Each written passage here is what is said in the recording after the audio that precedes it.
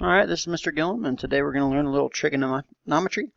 And there's three main trigonometric relationships that we should be talking about today. And it's going to be the sine, the cosine, and the tangent.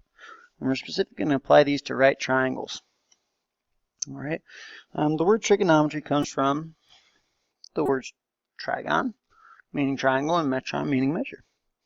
And so, since we spent a lot of time talking about similar triangles, what you'll notice is as long as there's two angles that are the same, and two triangles, then the third angle must be the same. Therefore, through angle-angle similarity, the ratio of their sides is also the same. Okay, and today specifically we're going to be looking at the ratios of the sides of a right triangle. All right, and as I prefaced, angle-angle similarity says that if they have two angles the same and any two triangles or any triangle, then the ratio of their sides will also be the same. Okay. And so we talked about some proportionality, that type of thing. But as you can see, I have angle-angle similarity in all three of these triangles. And so what I could say is, and what we know is, that the ratio of the two legs of the triangles are the same. So if I compare AC to BC, or FH to GH, or JL to KL, those are all going to be equal fractions. So I could just say, let's just make this 2 and 3. That means this would be 4 and 6. And if these are all similar the same way, then this guy would be, we could say he is, we could do 8 and 12 or, anything like that. But the ratio is the same on each. I can compare 4 to 6 or 2 to 3 or 8 to 12. Okay, just depending. But each of these fractions is proportional through angle-angle similarity. And we talked about that. So the trigonometric similarities here. The three main ones are sine, cosine, and tangent. And basically, they're a ratio of the side lengths, helping to determine an angle measure. So, what I want you to write on your paper is so, ka, toa. It's a little helper to help you remember what each one does. And these paragraphs are fine to read, and they're on your notes and everything. But basically, what you need to know for sine, cosine, and tangent is that the sine similarity describes the relationship between the opposite side of the angle. So if we're talking about an angle, its opposite side compared to its hypotenuse of the triangle, O and H. The cosine is comparing the adjacent side and the hypotenuse of a triangle, depending on which angle you're referring to. And the tangent refers to the opposite side as well as the adjacent side, in that order. And so these are really the ones that you need to remember. Okay, so the sine of, just run you through this here so maybe it'll be a little more clear. The sine of A, here's A, is the opposite over the hypotenuse. So if this is angle A, we're talking about the sine of angle A, we'll be talking about little a over C. Or if we were talking about the sine of B. Here's angle B. The sine of angle B is not the same as sine of angle A. Angle B, its opposite would be little b, and the hypotenuse of the triangle is still C. So it depends, the sine depends on which angle you're referring to in the triangle, but it's always the opposite of that angle and the hypotenuse. Similarly with cosine, it's always the adjacent side and the hypotenuse, depending on which angle you're talking about. And for tangent, it's always the opposite side and the adjacent side. Now when I say adjacent, this is going to be important. I think we're all pretty clear on what opposite means. Straight opposite from. We've talked about hypotenuse being opposite of the right angle, that type of thing. Opposite just means straight across from. The adjacent, though, can be a little more confusing. So let's look at the tangent of A. Okay, the tangent's the relationship between the side opposite of the angle we're referring to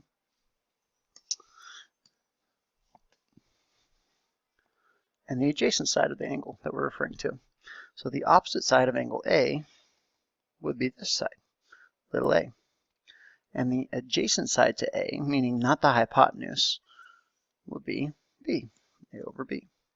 Okay, and so SOHCAHTOA is going to be a little acronym here that we're going to use to help remember what the ratios are.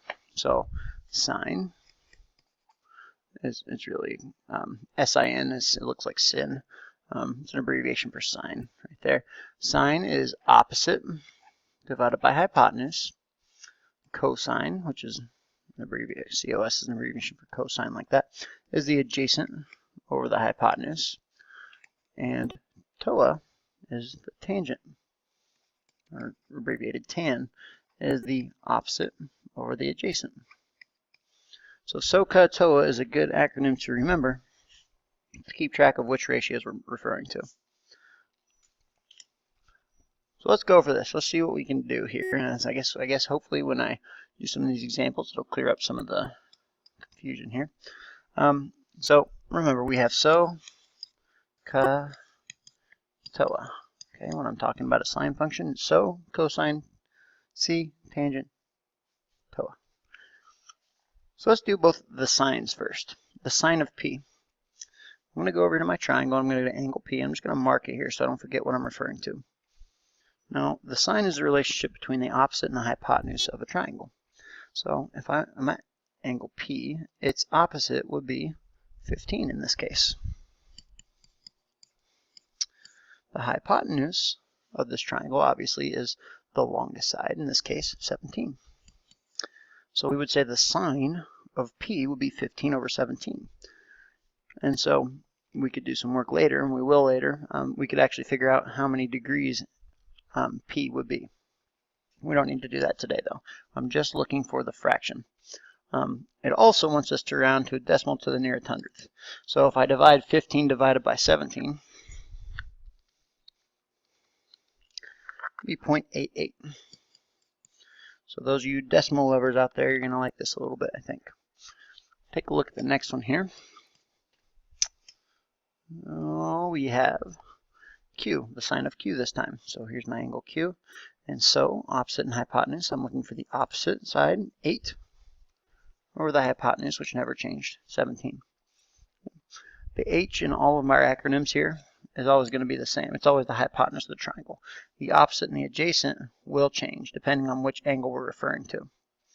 Okay, so 8/17 as a decimal, and that's what your calculator will give you. A long decimal more than 2 places, but for now we can round 0.47. So the cosine, similarly to the sine, in this case is adjacent over hypotenuse. But first we need to see which angle we're referring to. Referring to angle P, and we're talking about the adjacent side compared to the hypotenuse. So we have 3 choices. This would be the opposite side.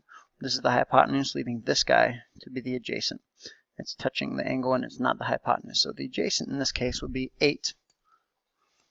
And the hypotenuse again would not change, 17. Cosine of Q, similarly. I'm talking about Q though. Obviously this side here is the hypotenuse and that will never change. If I'm talking about the adjacent side, 15, meaning the side right next to, over the hypotenuse, 17, which never changes. And again, since I've already calculated this one, I know it is also 0.88. And what you'll notice is, later in trigonometry, is that the cosine and the sine actually, they meet up on their graph. And so that's why you can see some of the same values in cosines as sines. But that's too advanced for today. It's too much.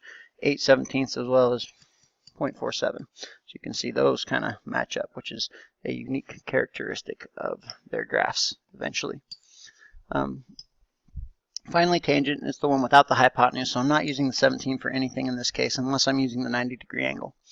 The tangent of P, so I'm going to look at angle P, is the opposite, 15, over the adjacent, 8.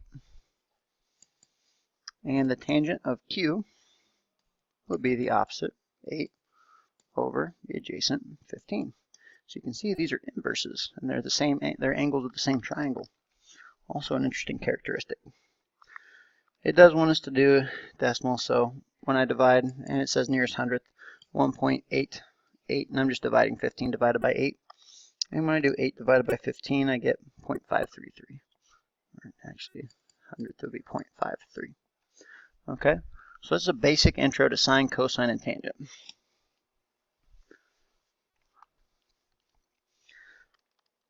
If we generalize this, and this is a big deal here with our 30, 60, 90 special case triangles, and I want to find the tangent of 30, keep in mind that all 30, 60, 90 degree triangles have the same ratio, and that ratio is a special ratio where this side is half of the hypotenuse, and the long leg is the short leg times the square root of 3.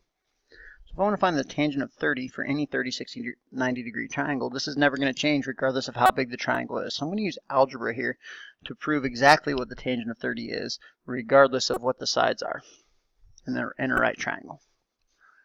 Tangent, TOA, SOHCAH, TOA, is the opposite, here's my angle, opposite x over the adjacent, x root 3. Alright, so the tangent of 30, when you type it in your calculator, pre-algebra, before I do the algebra, it tells me that it should be 0.5774. Okay, and the charts in your book will say the same thing. This is where it comes from, the opposite over the adjacent. The x is reduced, 1 over root 3. When I rationalize it, and eventually you'll be doing just roots and no decimals at all, would be root 3 over 3. And when I find the square root of 3 divided by 3, it is also 5.774. Alright, so it says as a fraction right there, and to the nearest hundredth. I guess we should round it to the nearest hundredth, 0.58. So like I said, if we're talking about right triangles, the tangent of any 30-degree angle is always going to be 0.5774. It's never going to change regardless of how big or how small the triangle is. And that's really important that we're relating these to similarity.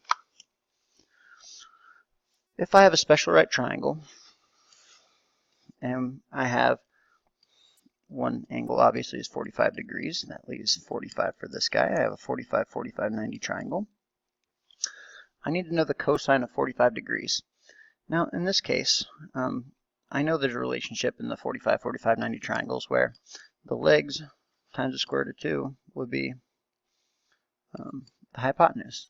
I'm just going to write my algebraic little deal here, because regardless of what those lengths are, whatever x is, it doesn't matter. It's the same proportions every single time. If I want to find the cosine of 45 degrees as a fraction and a decimal, even if I don't have actual numbers here, I can still do that. Cosine is CAH, C-A-H, so I'm thinking the cosine of 45 equals the adjacent, regardless of which one I'm talking about, it's going to be x over the hypotenuse, x root 2. And so now it's just a matter of simplifying. I know the cosine of 45 equals 1 over root 2, which equals, if I multiply by root 2 over root 2, the square root of 2 over 2. And so whether I type it in my calculator, cosine of 45, and it tells me 0.71, or I do the square root of 2 in my calculator divided by 2, it will also give me 0.71. And so these relationships, regardless of how long the side is, too, its cosine will always be 0.71. And finally, we're going to start applying this to actually finding some variables. It says a certain part of a hiking trail slopes upward at about 5-degree angle. After traveling a horizontal distance of 100 feet along this part of the trail, what would be the change in the hiker's vertical position? What distance has the hiker traveled along the path? Okay, we can do this. It looks like we have a variable x over here and a variable y here. So we have SOHCAH, TOA, and I can already find the last angle if I want to. It's 85 degrees. So I'm going to have a lot of different options to solve this. Because they give me the 5 degrees, I'm just going to really emphasize that more than anything. I'm going to say my two unknowns are opposite and hypotenuse. Opposite of 5 and hypotenuse of 5. Alright, so if I'm actually doing the sine of 5 degrees, then we're going to be doing x over y. And it's going to be hard for me to solve for a variable when there's 2 there. So I'm going to say sine's not going to be a good approach to use. If I do the cosine of 5, what I can do is the adjacent 100 divided by the hypotenuse, y. This is a proportion, which we've solved. So if I cross multiply, I have y times the cosine of 5 equals 100. The cosine of 5 is that's just a calculator thing. You just type it in. 5 cosine of that is 0.996.